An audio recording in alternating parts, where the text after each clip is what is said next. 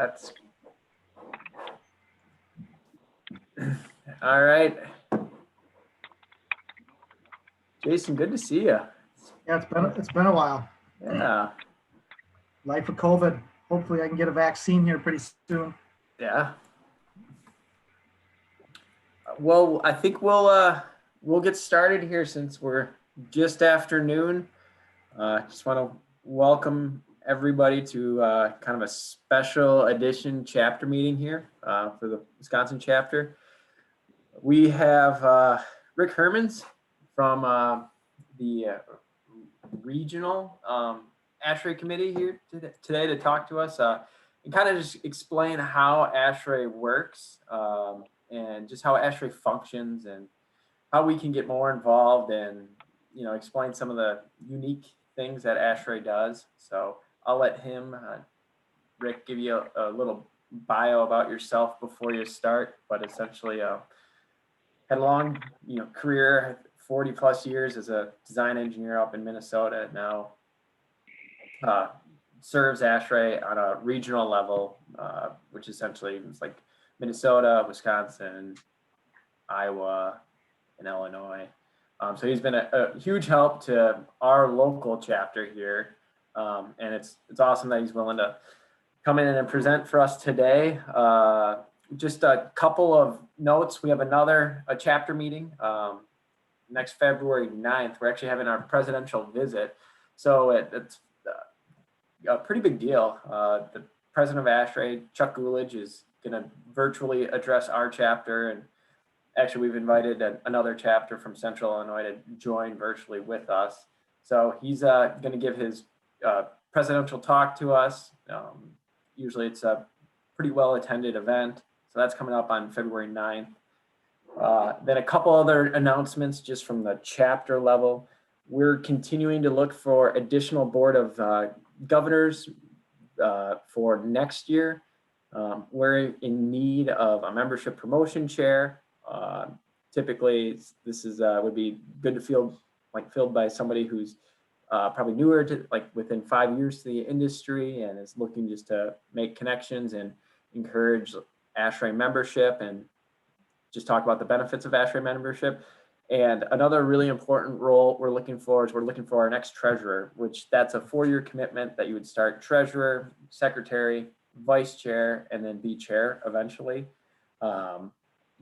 Megan and I were talking beforehand that we were both voluntold to do that role, which was great. And it's been a huge benefit and awesome just to get involved with the chapter and just meet so many different people in our network through that. So I'd highly encourage, if you're interested in that, just reach out to any of the board of governors, reach out to me, reach out to Kathleen or Megan, and we can get you connected. But yeah, we're looking for somebody. So it'd be a 4-year commitment and with varying time intensity, definitely a commitment, but nothing that is going to overwhelm or really, flood you with a lot of work. So it's a good way to get involved. So if you're interested, let us know. And then the last, so I think Kathleen just posted in the chat a link to nominate somebody for a position. And then the last thing we'll also post in the chat is a call for technical awards. We're going to be reviewing these in March and assigning winners. So we'll post a link in there which has information about how to nominate a project for a technical award. So with that, Rick, I think that's all of our announcements. I don't know, Megan or Kathleen, did I miss anything? Taking that as a no, so that's good. And we are going to be doing the raffle today. So we'll be raffling off a $25 gift card at the end to Amazon to somebody who's attended here. So we'll be doing that. I think that's it, Rick. I'll pass it over to you. All right. You did mention the technology awards. Did you? Yep. We're doing technology awards this year, so think about what you can nominate and get your nominations in. Yeah, I'm going to throw that link in the chat here where we submit that. I think we're good. All right. Thank you, Nick. Yeah, thanks so much. Thanks for being here. So let's see, I'm gonna share my screen. And then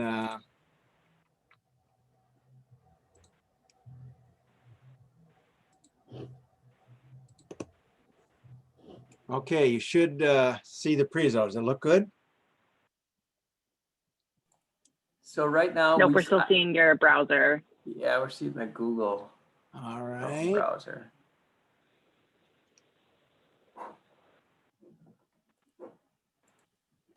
Really?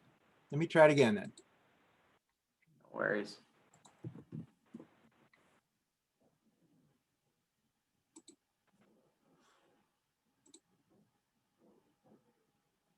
All right, now we're on PowerPoint. So there we go. That looks great. Look great? Yep. All right, Perfect. we'll go with that. Thanks. We'll go with that.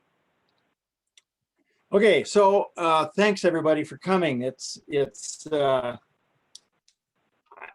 honestly, I think it's probably rather masochistic of you all to ask this question. Once we get through this, I think you'll agree that we have an interesting society. So the elevator speech for how does ASHRAE work is it works slowly. It works really slowly. You know what? I think I'm gonna stop my video just to preserve my bandwidth here, if you don't mind. Everything that ASHRAE does takes time, and there's a reason for that. There's a logic for it. It's not an excuse necessarily, but I think you'll find that our structure sort of leads to that kind of a event.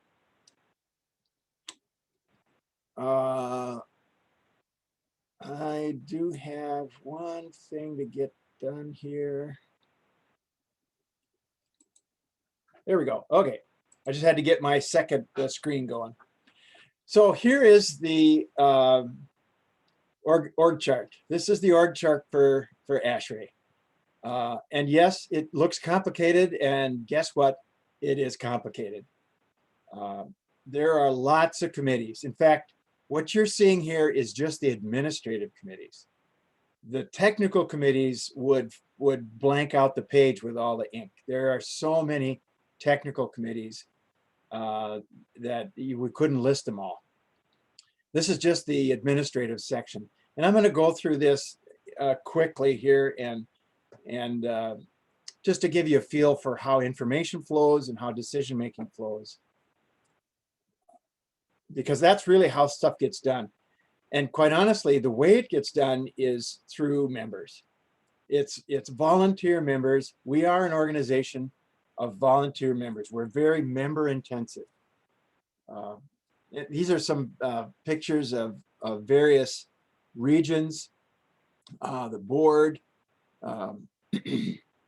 our documents down in the lower left there, the Cold Climate Building Design Guide. That was created by a task group. It's called a multidisciplinary task group. They created that design guide.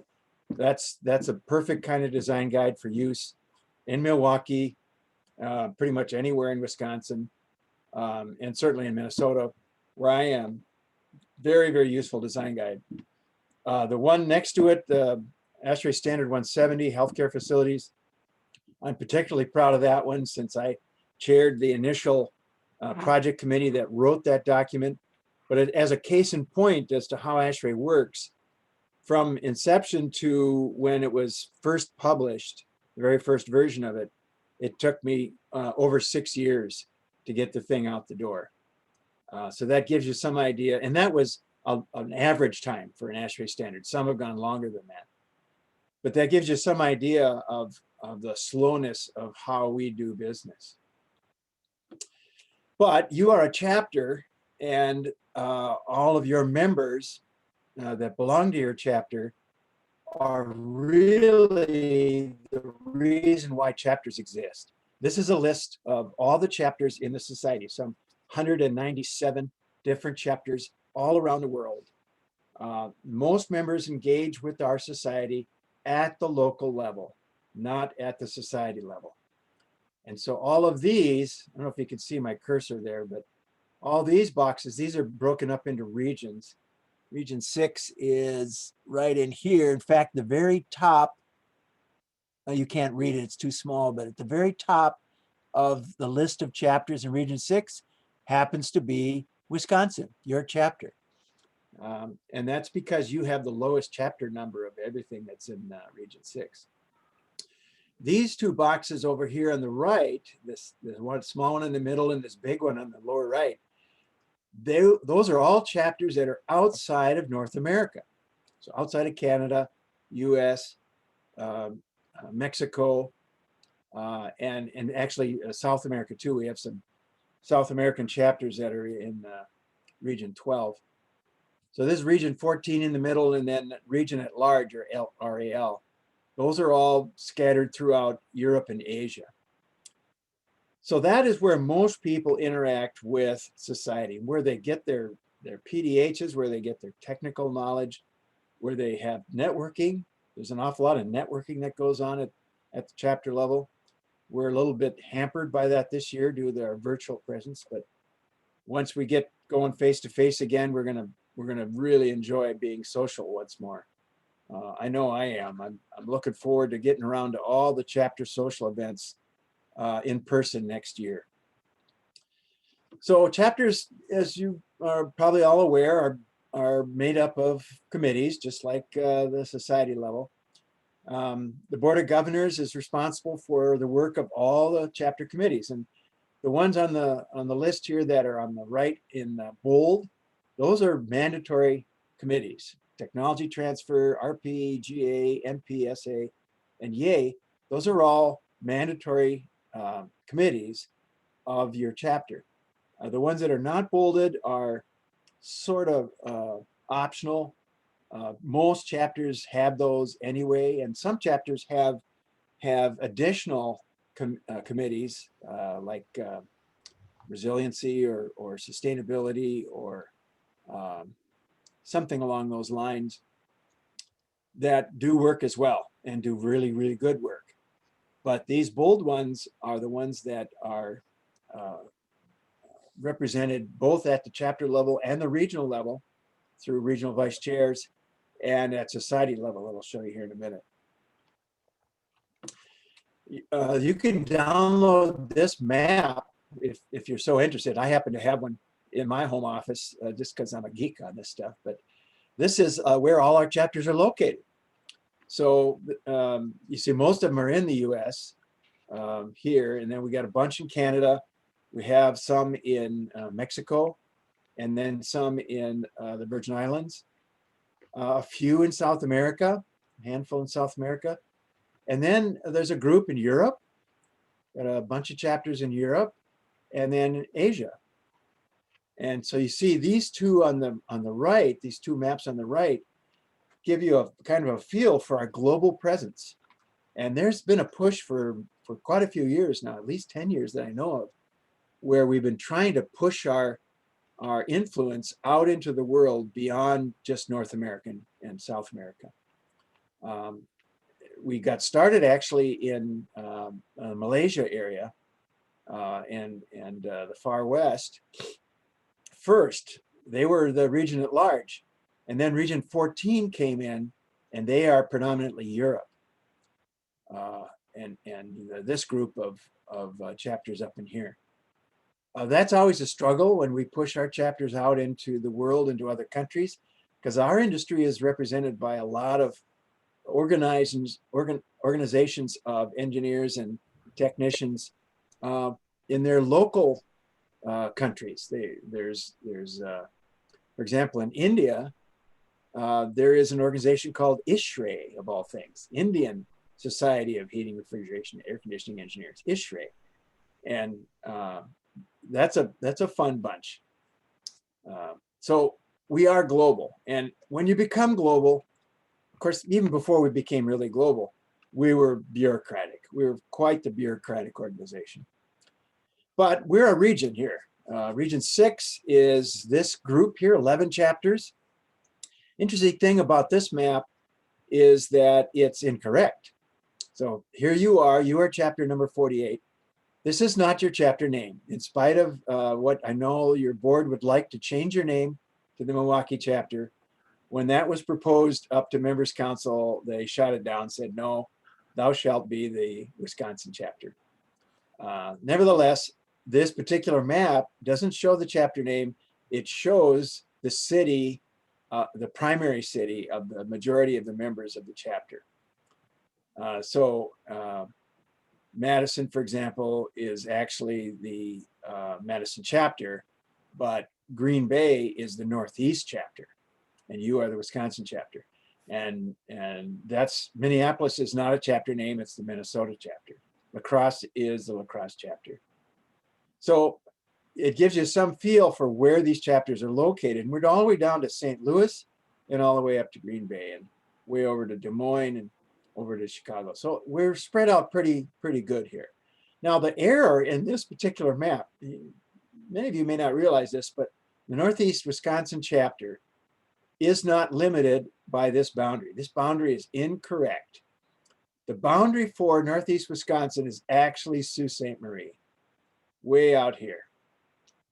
So all of the UP is part of the Northeast Wisconsin chapter. If you go to their website, they've got their map correct, but for some reason, society in this map has got it wrong. And so I would encourage you, or maybe even Northeast Wisconsin, to write a motion, bring it up to CRC and say, hey, fix the darn map. It's got the wrong boundary. It should be back in here. Just a tiny little, actually this boundary here between us and Region 2 is probably the one that should remain. This should just go away. Not that Northeast Wisconsin has a lot of members up here, although there's some great universities up along the shore in Houghton and up in the peninsula. There are just a few members up there, but they all belong to the Northeast Wisconsin chapter. So the region that you're in, Region 6, have representatives at the society level. And there are a few, there's just a handful of them, but they do represent us. And these two folks, nominating committee members, which is Mark Miller and Steve Duda, Mark in the Madison chapter and Steve in the La Crosse chapter. They sit on the nominating committee at society level. And if you remember back to the org chart that I showed you, the nominating committee at society does not report to the board of directors. Nominating committee reports directly to the membership of the society. So they are unique in everything that we have for an organization. Nominating committee is unique in that they do not report through the board or through XCOM or through members council. They go directly to the membership. So your representatives, Mark and Steve, represent our region right to the nominating committee with nobody in between. Then there's a DRC, that's me. I sit on the board of directors and run the CRC. Then we have a regional members council rep, that's RMCR, and that's Eric Sturm, he's in the La Crosse chapter. And then we have regional vice chairs. We have 10 regional vice chairs in Region 6. 6 of those form those committees that you'll recognize. And then the other 4 are those functions that we've added as part of regional activities. So how does all this work? How are they connected together? That's how things get done, is the connections between groups. And quite honestly, being the technical sorts, most of us are mechanical engineers. We got to know who's the driving sprocket and who's the driven sprocket. Well, at society level, the drive sprocket is the standing committees. All the standing committees, to a lesser extent, they're subcommittees, but the standing committees are the power, the engine that drives most of the stuff that comes out at a society level. They report up to councils, and then the councils report to the board. And the authority to do that work starts at the board and goes down to the councils, and then the councils bring authority down to committees. At each step of this, they have a little less authority. And it's mostly fiscal authority that is the big thing. But then there's also items like the technical content of all the publications and education that they generate is all done at this committee level. So let's talk about the board first. There are 31 members on the board, 31 voting members and 1 non-voting member. We have an executive committee. The executive committee is made up of our president. This year it's Chuck Gullich, the president-elect, a treasurer. There are 4 vice presidents. And then our secretary, the board secretary, is a non-voting member. That's Jeff Littleton. He is actually a staff member hired by ASHRAE, and he's a non-voting member. He's our chief staff officer at the headquarters. There are directors that make up the difference. Each serve a 3-year term. 9 of those are DALs, and I had the privilege of serving as a DAL about 12 to 14 years ago or so. I served 3 years on the board as a DAL out of Region 6. And 3 of those roll over every year. So every year we have to vote in 3 more DALs, and those folks will show up on the ballot that you'll see coming this spring. Then there are 15 DRCs, and this year I'm one of those. There's 15 regions, and each one has a DRC, and so they all serve on the board. We roll over 5 of those every year, so you'll see another 5 DRCs on the ballot coming up in the spring. The executive committee is the officers, and I'll show you them in just a second. They have a lot of duties. They meet often. I think this year they've met every month. The board meets about 4 times a year, but XCOM has been meeting practically, or sometimes more often than once a month. And they have some duties. They have some powers that they will exercise in between board meetings. And then they will always, if they do something in between a board meeting, they'll always report that, and frequently will ask for forgiveness rather than permission to the board. And they always get forgiven for doing work, but they are authorized to do some things. All the policy, some matters of policies are determined by XCOM between the meetings of the board, and then get approved by the board at its next meeting. So here is your executive committee. Chuck, who will be speaking next month here in your meeting, is our current president. He's from North Carolina, and you could tell that as soon as you hear him talk, you can tell he's from there. Interesting guy. And then there's Mick Schwedler, and Mick is our president-elect this year. He'll be our society president next year. Mick is from Region 6. He is a proud member of the lacrosse chapter. I'm sorry, lacrosse area chapter. That's their full name. And he has been busy, very busy this year, putting together his agenda for his next year, his presidential year, working on appointments to positions and his theme, what he plans to get done during his year as president. And then Farouk Mahbub is our treasurer this year. Farouk has had an awful lot of work to do this year. He's been a one-armed paper hanger all year long because of the nature of how finances has gone. I was talking to Megan before we got on here, and like many chapters, the Wisconsin chapter has had a good financial year, predominantly because expenses are down, but the society has not been so lucky. We have really taken it on the chin financially, partly because membership is down, membership renewals are down quite a bit, but mostly because we're not having the AHR in Chicago this year. That was canceled. And that is a huge financial hit for us. In normal Chicago years, every 3rd year, we get about $6 million out of the HR. And this year, the finance committee under Mick, last year under the finance committee that Mick chaired, we said, oh, well, it's probably going to be less income. They budgeted for only $4 million coming from the AHR. And then Farouk took over the treasurer's job, and the finance committee was handed the news that, nope, there's no HR. So we lost even the $4 million. So we're in tough straits financially, and there's been some cost cutting going on because of that. Jeff Littleton is the secretary. He's the chief staff officer, so he's a ASHRAE employee. He's in our brand new headquarters in Atlanta, or actually it's a suburb of Atlanta now, called Peachtree Corners. And so he is on the board every year. He's a standing member of the board, but he's a non-voting member. He makes sure he takes all the secretary duties of the board. And then there are 4 vice presidents.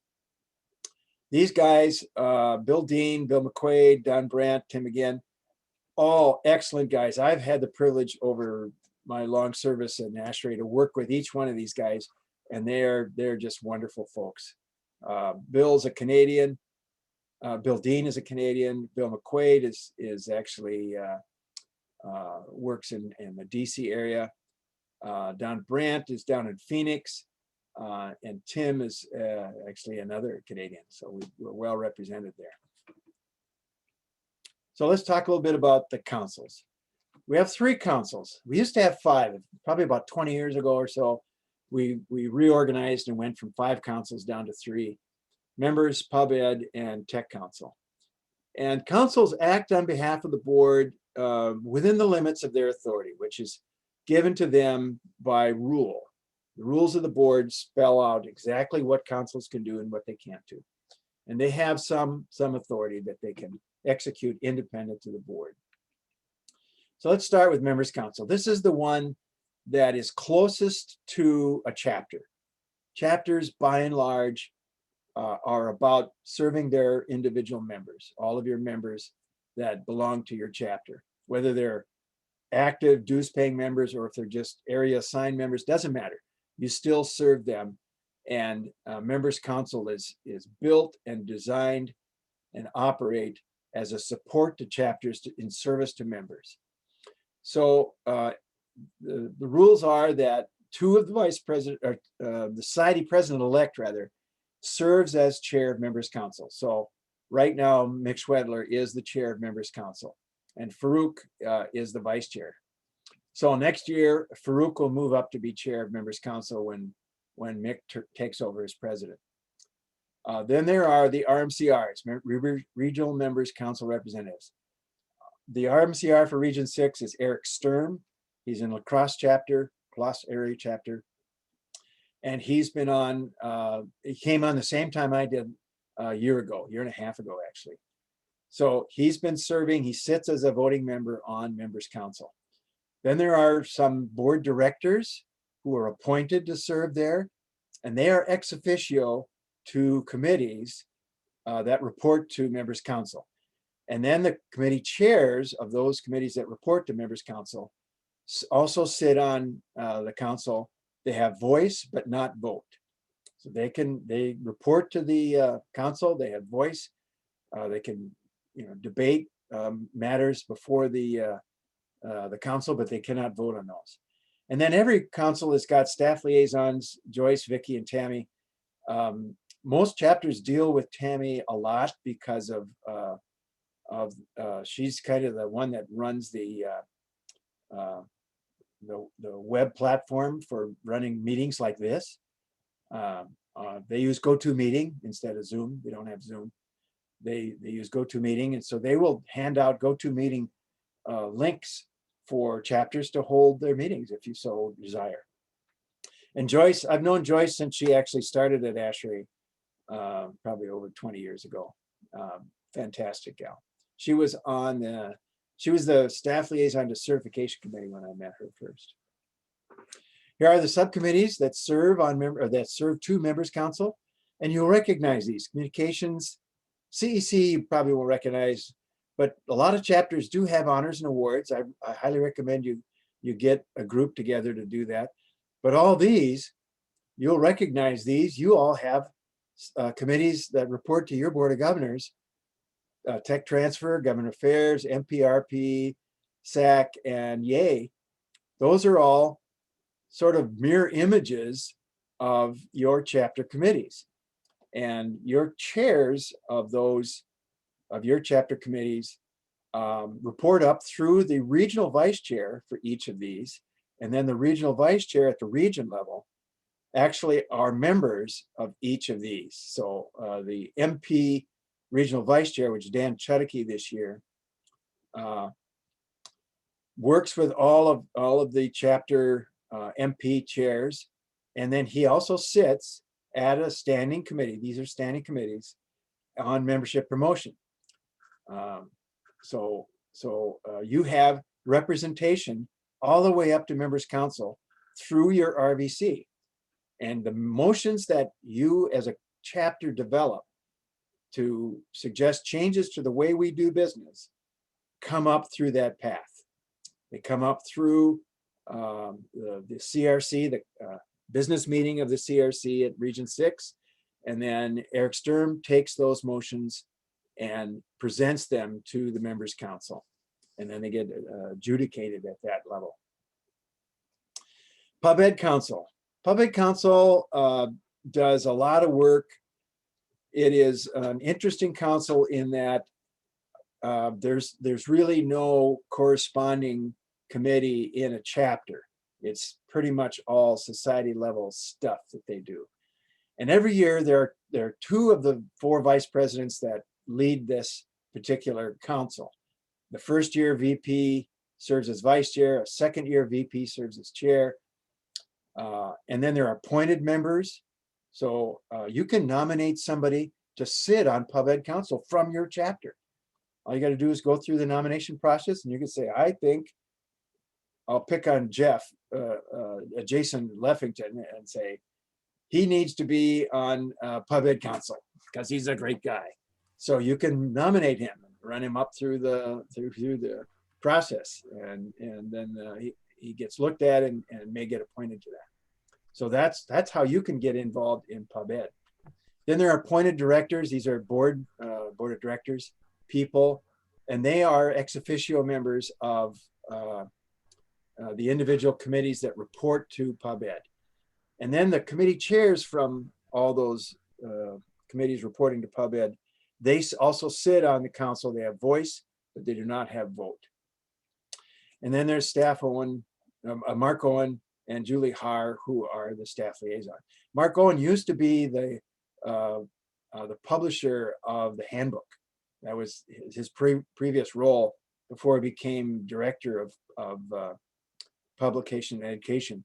As a staff member, he ran the handbook, and now he's moved up since Steve Comstock has retired. So here are the committees under Pub Ed. There's certification. Alone, a lot of chapter members have certifications. Historical, you have a historical committee, or at least a historian. A lot of chapters do. Those folks are not necessarily moved up into this position. We have a regional historian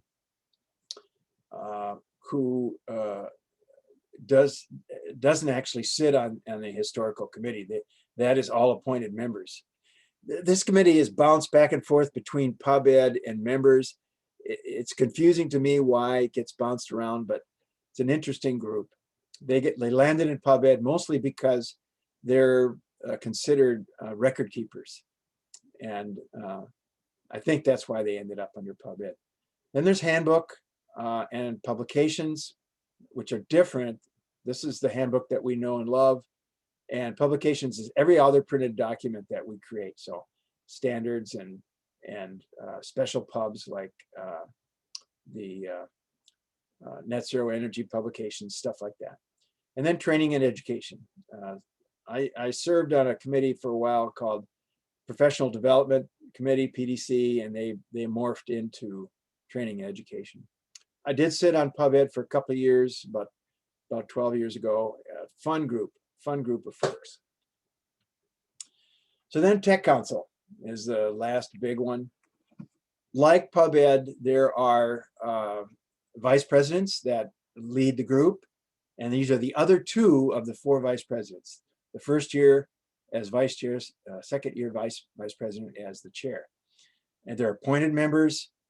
So you can also nominate people to come up right from the chapter and become Tech Council member, voting member. they simply have to have had some experience on one of the committees that reports to tech council, because this tends to be somewhat a geeky group, as you can imagine. All the technology that's generated out of ASHRAE comes through this council.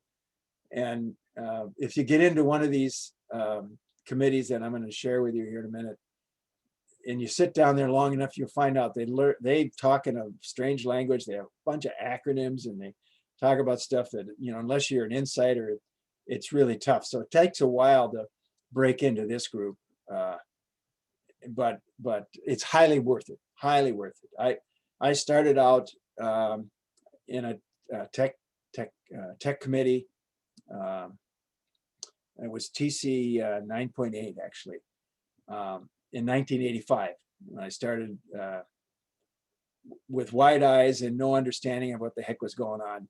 And all the technical committees report up into this council. And then there are appointed directors. So they are ex officios to the various committees. And so I'm one of these ex officio committee members that serve and vote on issues at Tech Council. And then all the chairs. And in the case of Tech Council, both the chairs and the vice chairs of the committees reporting up sit with voice and not vote. And then there are two staff liaisons. Stephanie Renish was when I first met her, she was the standards administrator under the standards group at ASHRAE staff. And then she moved up through the ranks. She became manager of standards, and now she's director of technology. She's got the big corner office. Here are the committees that report to Tech Council: RAC, TAC, environmental health, refrigeration, residential, and standards. And I've had the privilege of serving on RAC, on TAC. I'm actually on TAC right now as XO. Environmental Health Committee, I'm XO to that as well. I've never served on refrigeration. We have an RVC in the region for refrigeration, and I would highly recommend you link up with him because he will provide a lot of content and speakers for programs for you. Then the Residential Building Committee reports there, and then there's Standards Committee. And I came up actually through Standards Committee to the board and walked through the chairs at Standards. I ended up chairing Standards, and that was a very, very rewarding experience. I highly recommend taking that route. It just takes a whole career to get through the process. In my case, some 30 plus years. So with that, I will open it up to any questions you might have. Don't know if I used up all of my time or if I actually went over. So I don't know, I turn it back to you, Nick.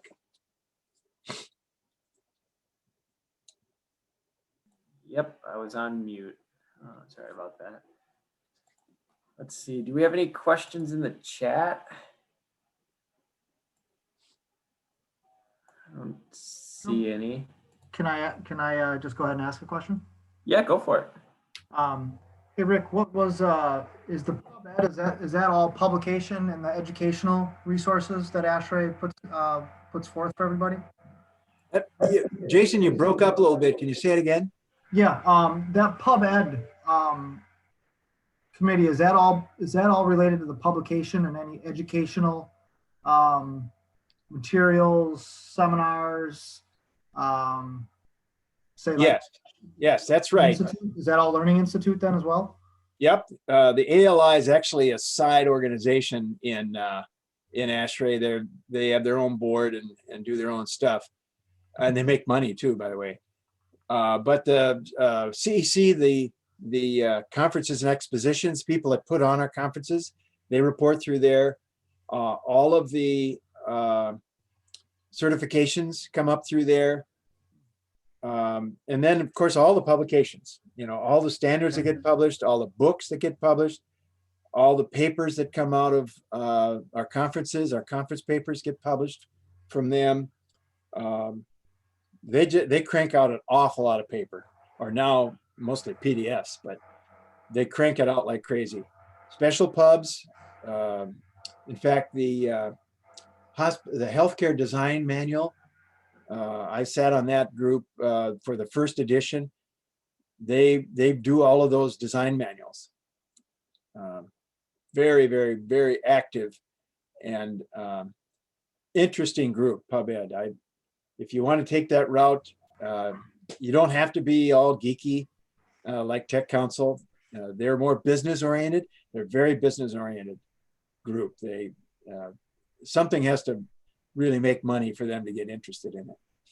Sure. On the note of ASHRAE Learning Institute, so like the last couple CRCs for our region, we've done that Thursday afternoon 3-hour seminar. Are you seeing, I guess, do you see that from your perspective in other CRCs, or is that something that Iowa started that and then we followed suit, and then I believe that was the same for Central Illinois as well. Just curious. Yep. I think that's a great addition for CRCs. Oh yeah, it's a wonderful addition, and there are other regions that are doing that. I saw it in Region 9 and Region 10. So we're not unique in that. And I think it is all through PubEd. ALI does not report to PubEd, but they get their content. All of the content that ALI has comes actually through Tech Council and through publications that the TCs write through PubEd Council. Okay. Oh, that's good to know. I appreciate that. Thank you. So we still have nominations open, by the way. They're open till about mid-February. If any of these committees seem interesting to anyone, just go to the ASHRAE.org webpage and you'll find a spot where you can nominate someone. You can even nominate yourself. That's actually accepted to sit on one of these committees. And we need more Region 6 people working in all of this administration stuff. There was a time when we had 4 Region 6 officers or directors. That's as many as any region can have, but we haven't had that much lately. I think it's just Mick and Rick, what's the time commitment? What's the time commitment for one of those positions? Well, it varies. It varies with the committee that you're talking about. If it's a technical committee, you know, the geeky guys and gals, a lot of gals nowadays, it's not quite so bad because they only meet like twice a year, most of them. But the week up before the conference, that week prior to the conference, you might as well take time off from work because you got a lot to do coming up to that conference. But and then the conference itself, those TCs will have some meetings, so there's time for that. When you get higher than that, you get to the standing committee level, there tends to be a bit more. So you may be looking at, I don't know, between 5 and 10 hours a month, something like that for standing committees. When you get to the council level, you're probably looking at 10 to 20 hours a month of work. And then when you get onto the board, I actually had to do this for AECOM. When I was nominated to go onto the board, they wanted to know how much time it would take. Well, I finally sat down and added it all up, and it was insane the amount of time it takes. And I thought, oh, they're never going to go along with this. They'll never let me do this. So I sent it up the ladder, went all the way to the AECOM's board in Los Angeles, and sure as hell they let me go. So I got my salary and took all that time to be on the board and spend all that time, and it was just terribly rewarding. So I'd give it a shot. Depending on who you work for, you may be surprised that they're willing to let you do it.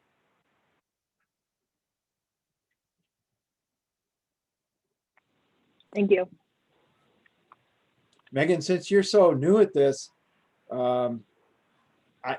you probably don't know, but I'll tell you a little secret. The treasurer's role is the most difficult role on the Board of Governors. It's the most stressful, the most time consuming, and agonizing. When I was treasurer of my chapter, I almost had ulcers. You seem to be doing a much better job and can handle it better. So good for you. As you run up through the chairs, you'll have it easier and easier. I'm just hoping right, that we Nick? don't get audited. Hope I did the taxes right. Well, all you do is still send in a card, if I'm correct, Depends on how much Yeah, money. no, it's not that. which I've always, There was I there always, was one go ahead. there was one ASHRAE chapter that got in trouble for like embezzlement, right? Yeah, laundering that's- money. Louis. yeah, That was St. Louis. Yeah, they fixed everything. yep. You remember that, Jason? Oh, I sure do. That was conversation for a number of years. Yeah, but now so some chapters, such as St. Louis, they make money and they have to pay taxes. And what was that, Rick? Like a resource. They sold a booklet, right, with vendors and manufacturer data. That's right. It's a product directory. You're right, a product directory. So they made income. They brought in income on that. So they had to pay taxes. So it was they're a little bit different animal. Are they the only chapter in the region that has? No, there are other chapters that have done it. Minnesota did it for a while, but they charged so very little. It just barely covered the printing costs. And I don't think St. Louis even does. I think they do a limited print edition. Now it's mostly online. Sure. Yeah, that was a rough stop, a tough spot to be in for those folks. So those of you that, at all interested or piqued your interest, the first place to start is to serve your chapter on one of their committees. Kind of dip your toe in the water. Don't do it like Megan did and just jump right into the board, because that's agonizing. But get into a committee, get going in that, get your feet wet, and then move up through the chairs. It's incredibly rewarding, great networking opportunities.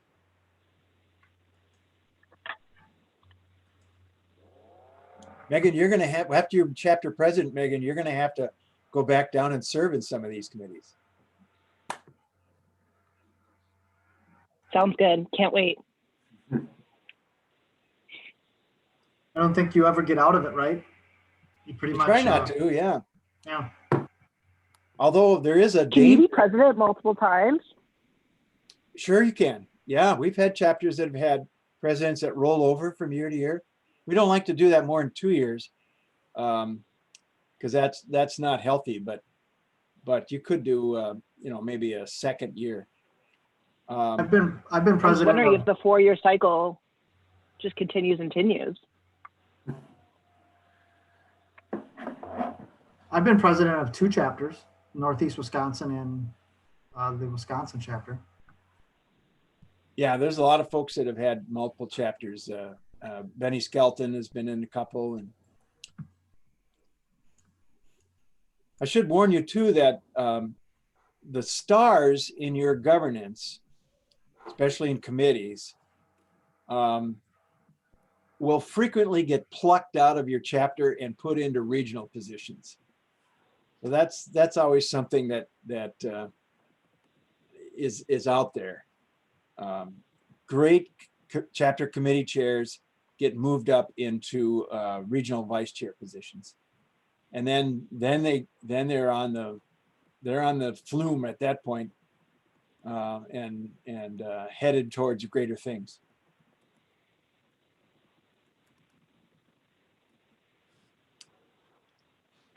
Well, Nick, if there's nothing else, it's been fun.